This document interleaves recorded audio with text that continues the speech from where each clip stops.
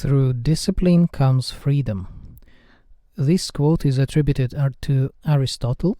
Through discipline comes freedom. What do you think about that? Honestly, for the longest time, I thought that freedom means doing whatever you want. And then I realized that we all want basically the same things, because we are basically the same creatures. We are animals. What do animals want? They want shelter, they want food, they want entertainment, procreation. That's it. If you go a little deeper in this, you will find out that humans basically value around 10 or 12 the same things. And so if you think about like doing what you want, well, that's not really freedom, because are you really free? Like, what is you, right? So freedom is always like, if you try to define freedom, is like an ability of an individual to do what? And so then that's the question. Doing what gives you freedom, or doing what means that you're free? And so you see, the Aristotle said that discipline, well, basically he was saying self-discipline, and he was applying it to a society in general, not to an individual. But I think it also applies to an individual. So in his point of view, if you don't have discipline, you don't have freedom, because you let something else control you. And that is not freedom, that's slavery, right? So where can that come from? Where can the freedom come from? And so honestly, I don't think anybody knows it, because freedom is, number one, it's an abstract notion, and number two, it's subjective. So for one person, freedom means this, for another person, freedom means that.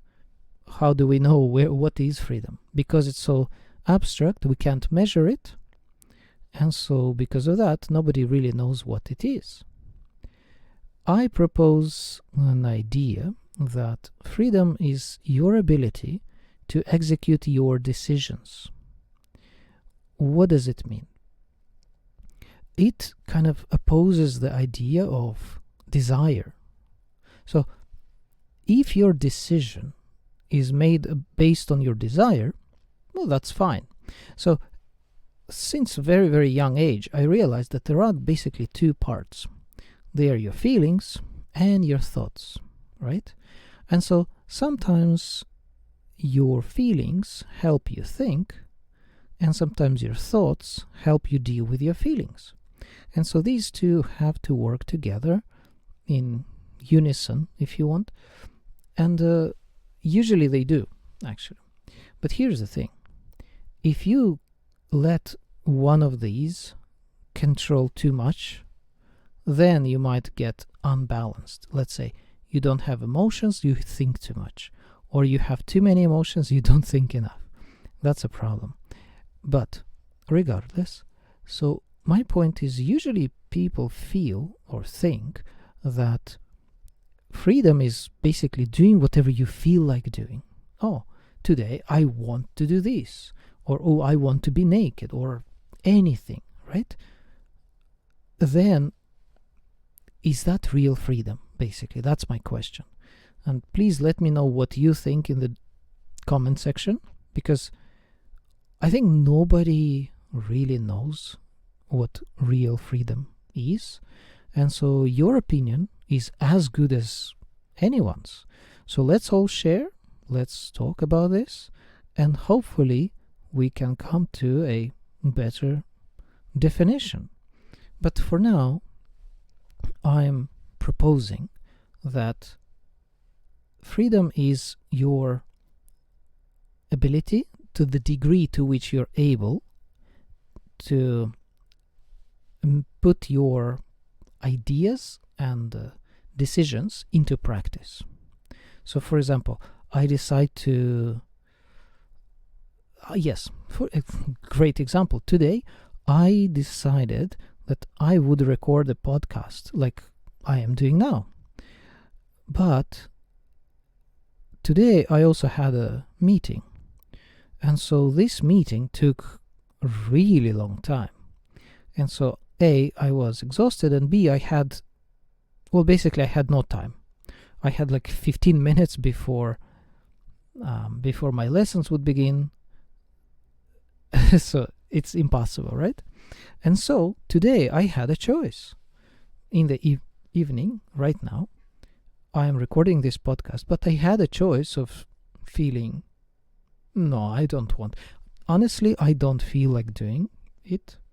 So I want to do it. So you see this binary nature comes out really obviously in me right now. So my logic, my kind of, I want to say higher self, but I don't think it's higher self. It's like my, what's that, right brain or left brain? I don't know. My logical side says, no. You decided to do that, so do it. Because here's the thing. Because I've been doing this way of thinking for quite a while, now I feel I would be a slave. I would be kind of unfree if I just relaxed and went to bed, for example. So you see, it could be that you can actually train yourself to think a certain way. And now I'm going to show you how to do that. So one of the most obvious ways when this general idea of freedom comes into play in our daily lives is procrastination. So for example, you decide, okay, I need to clean up my room, and then you don't do it, and then you watch a YouTube video, or I don't know, you play some game, you go for a walk, you go shopping, but the room is still dirty. So the question is, why? Why are you procrastinating? And in my opinion, we procrastinate exactly because we don't have the discipline, the self-discipline, right? So, how do we do this? And I think I discovered it in the most kind of unlikely source. Well, actually, okay, opposite. I discovered it in the most likely source, David Goggins. So you know him, and I've heard about him, but I never really paid attention because like his style of presentation is quite harsh, and I'm like, yeah, I don't like, I don't know, it doesn't click with me. Some people like it, I don't. And so for me, it's, I know.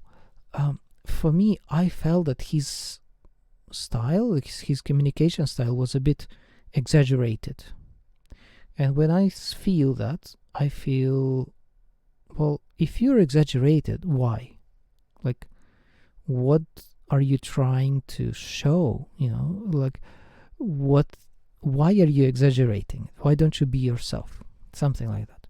And when I feel that people are not themselves, then I feel I don't trust them. And so I didn't really trust him. And then the funny thing, I watched the video. It's called What If David Goggins Was Evil, or something like that. And so basically a guy is like copying David Goggins in almost exactly the same style and makes kind of funny, not jokes, I don't know how, you just watch it, you will be amazed. Anyway, and so what I thought is, if somebody already makes a joke about him, then it means maybe he is legit. So then I watched a couple of his videos, and I didn't really get any educational value, but I thought about this. He kind of reminds me of my grandpa. My grandpa often used to say, know how to translate it into English.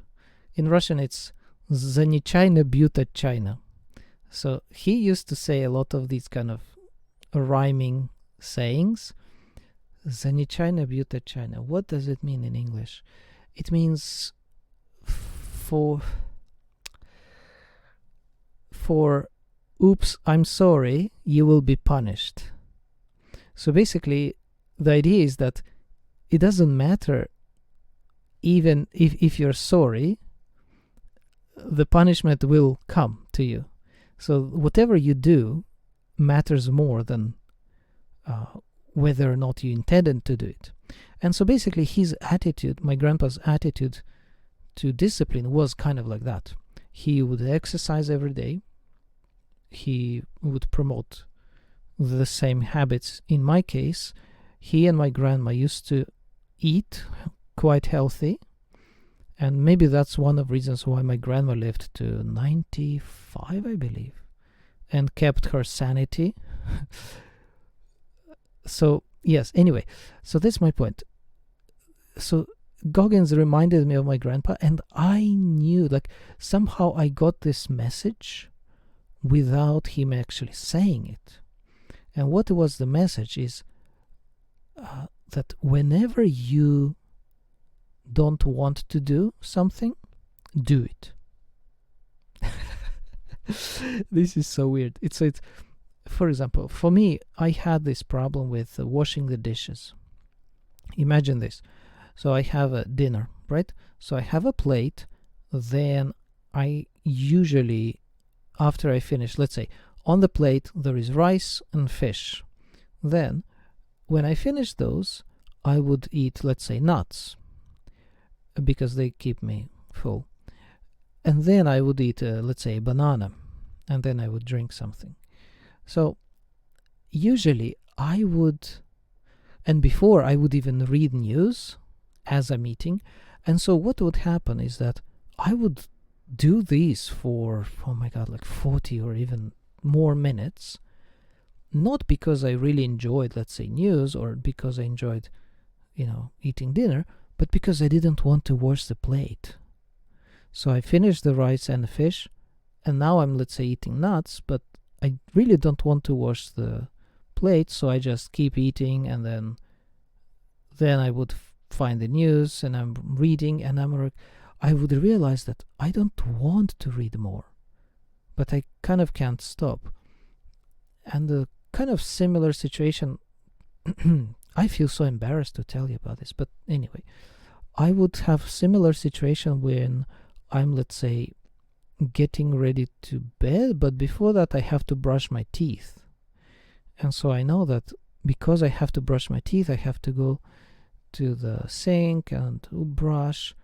And so then I would just keep, looking at the screen, I don't know, watching YouTube, especially on Saturday when I know that I don't have to go anywhere tomorrow. That would be a real trap for me. So how did I beat it? Now I almost don't have this problem anymore. How? Step number 1 is do whatever you don't want to do. It's kind of like, do you know fear?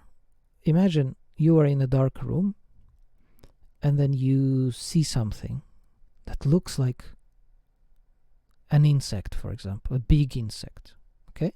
But you don't know if it's an insect. Would you like to find out? Right? You would. Yeah? And so in my case, it's kind of like that. My attitude is kind of like that. Like, I know that I don't want to do this, so it could be something unpleasant, right? But you still need to do that. So it's kind of that feeling that when you're, mobilizing yourself to go and do whatever you don't want to do. You don't want to find out what insect that is, but you will switch on the light and you will check it, and then you will find out if it was an insect or not. If it is an insect, then you have to fight it or get it out or kill it, whatever.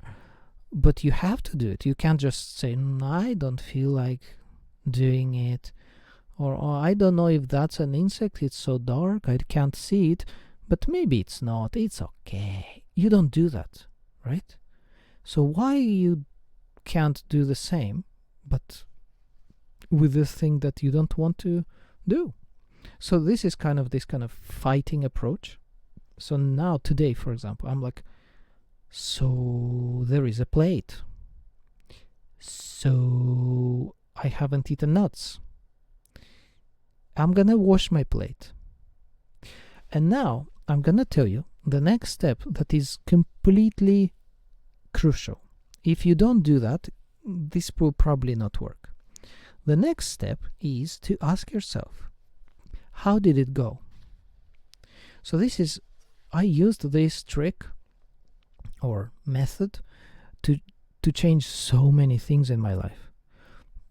And one of them was procrastination. So here's the thing. So let's say you say, okay, I don't want to wash the plate. Okay, I will wash it. And you wash it. And then you stop for a couple of seconds after you finished and ask yourself, how did it go? Was it as difficult as you expected? Do you like the result? Do you like the fact that now you don't have to do it anymore? Do you like the fact that now you can relax twice better and enjoy your nuts, for example, or whatever? Or in my case, like the brushing teeth thing. How did it go? And so whenever you do something that is good, that is strong, that is, I don't know, resilient, or whatever you appreciate, whatever you want, what is right, yes? Then you ask yourself, how did it go? And usually your answer will be, well, it went very well. I did a very good job. And so then you take a moment to appreciate your own effort. And you say, well, good job me. I've done very good job. Let's say the same thing I do to my son. When he does something good, I praise him. And now then later he will be able to do that. And sometimes he actually does. This is a funny thing. You know that parents input the internal dialogue into their kids. And so for better or worse, it works like that. And so sometimes he would say, like, good job to himself, if he actually did a good job. And so I think it's so great, because imagine he will be more likely to do good things or to do the right things in life. Why? Because he knows that he will get the reward of the praise. And the best part is that he can give himself the praise. So in this case with procrastination, that's what you do to yourself. You just say, oh my God, that was so good. I now feel much better, if you actually do. If you don't, well, then try to find something good about that. To be honest, I think most of us would feel good when we finally do whatever we don't want to do or didn't want to do. And then we're like, hell yeah, now I'm free. Now I can do whatever I want. Now I don't need to think about this. Now I can get it out of my mind. And so your mind becomes clearer. And so it's much better to live, and you enjoy it more. And so then you ask yourself, how did it go? And then you tell yourself, it went very well, good job me. And so also this approach about how did it go helps with fighting or managing negative emotions. For example, you make a mistake, you take the wrong bus, you say the wrong thing, and then you're like, oh my God, what? And you feel so disappointed in yourself. You feel negative, right? So then what do? Well, you again ask yourself, how did it go? And be honest and say, well, yeah, that went very bad. And then you ask yourself, what should I do next time? How should I do it next time? So for example, in my case, I remember one of my customers, I think they forgot to pay for 1 month of tuition. But I made a mistake of not, how to say, basically, I did not have any proof that they didn't pay. And so because of that, well, there was nothing I could do. And so I was so disappointed. I'm like, I lost money. I felt so angry. And I felt kind of angry at them that they didn't pay. But then I thought, and I felt angry at myself that I didn't tell them. But then I thought, well, you know what? It did go poorly. Okay. But what should I do next time? And that single question forces you to think not about the past anymore, but about the future. And what you can change in the future to avoid such mistakes as you have done. And when you do that, something changes in you. It's like, I don't know, at least in me, when I start thinking about the future and I'm like, okay, I am gonna avoid this in the future, then you will avoid it in the future, and then your life will be better. Same way as I remember sometimes I would play games too much. Many years ago, I was legit addicted to games. Then sometimes later I would not be addicted so much, but I would binge play for like, I don't know, let's say I have a day off and I would play for 8 hours. 8 hours. Oh my God. Anyway, and so then what I would do is this. I would finish playing and I would honestly ask myself, how did it go? And I would try to collect, how to say, both positives and negatives. So for example, I would say, oh wow, this was really fun. I really enjoyed that part where I don't know, killed many zombies. That was a lot of fun. Yay. So, and you're honest about it. If it was fun, fine. Why not? It was fun then. And then I said, but it took longer than I wanted. Now I feel that the whole game wasn't fun. It was fun maybe 30%. That part of killing a lot of zombies, that was fun. But then after that, that wasn't fun. And so I shouldn't have played so long. So then what should I do next time? And then you answer, okay, maybe I will set a timer for 30 minutes, or maybe I will not play at all, or maybe it doesn't matter. It's like whatever you think is right. You try that and see what happens then. And then you will ask yourself, how did it go? And so that's how you improve your life, basically. You can beat procrastination, you can manage your negative emotions, you can reinforce good behaviors in yourself. And so, and you can also develop habits. And so, this is what's interesting. If you keep doing this for long enough time, you will see that you will start developing new habits. And not habits necessarily like doing things, but even thinking habits. And so then what happens is you will develop a new self-image. And that new self-image will be of a better person. And so like in my case, today I could, let's say, go to bed and not record this podcast, but I decided it. And so in this case, I felt there is nobody pushing me, right? I have no obligation. Nobody hired me to do this. I don't have to do this, to be honest. Right?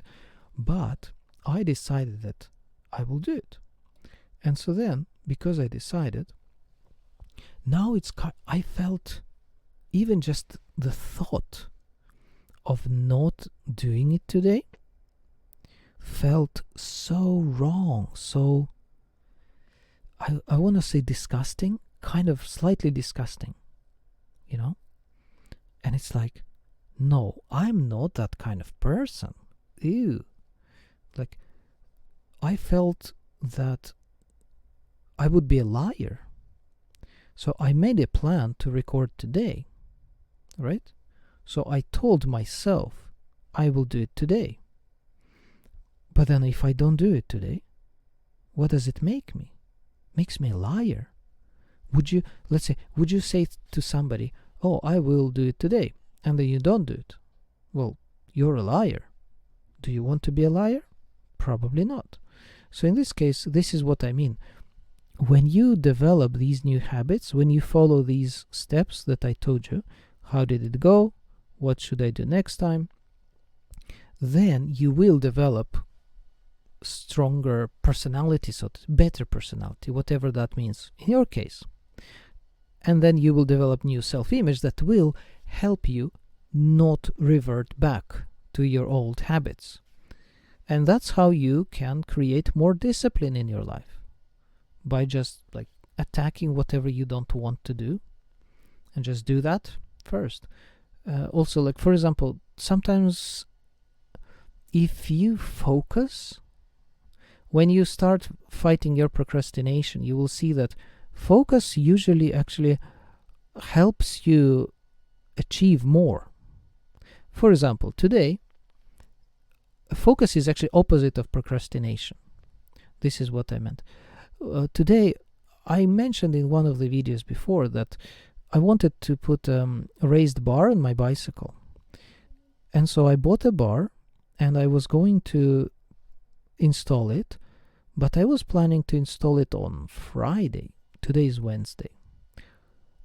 And you know what I did? I just did it this morning. Why? Because I had just enough time to do that, and I didn't want to put it away. I didn't want to keep it in my memory. And so because I've been attentive to myself these, couple months, I know that whatever I have to do will stay in my memory, and it will hurt my other activities. It will make me lose my focus, and I don't want that.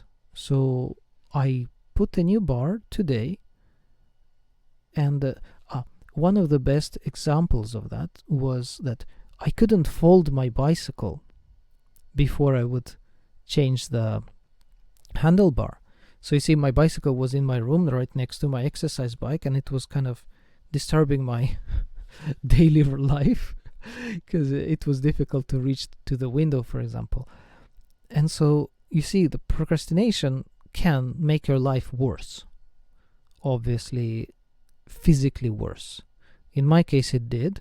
And so I fixed it. So that's my way of doing things. If you have any good ideas, please share them. What procrastination have you beaten? What do you struggle now? If you have any questions, please fire away. And I will see you next time.